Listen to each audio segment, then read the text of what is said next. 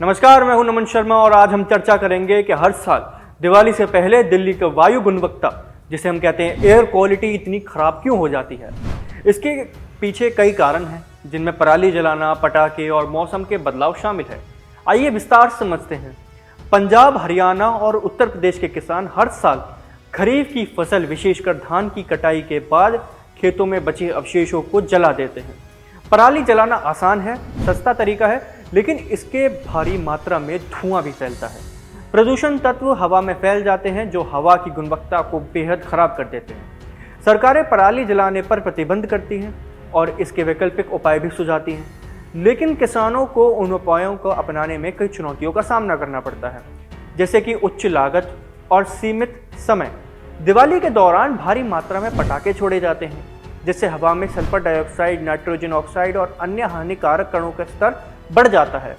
पटाखों से उत्पन्न धुआं और रसायन न केवल हवा को प्रदूषित करता है, बल्कि लोगों के स्वास्थ्य पर बहुत भारी असर भी डालता है, जो साफ तौर पर बच्चे और बुजुर्गों में नजर आता है। सर्दियों की शुरुआत में तापमान गिरने के कारण हवा की गति धीमी हो जाती है, जिससे प्रदूषण तत्व वातावरण में जमा हो जाते हैं और धुंध, जिसे हम कहते हैं स्मोक, का निर्माण होता है।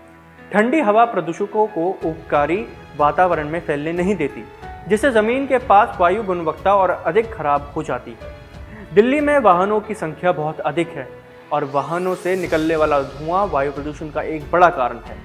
पेट्रोल और डीजल वाहनों से निकलने वाला धुआं नाइट्रोजन ऑक्साइड और PM 2.5 कणों को बढ़ाता है, जो स्वास्थ्य के लिए बेहद हानिकारक है। दिल्ली में चल रहे निर्माण कार्यों से उत्पन्न धूल भी वायु प्रदूषण में योगदान देती है। निर्माण स्थलों पर उचित धूल नियंत्रण उपायों की कमी से स्थिति और भी खराब हो जाती है।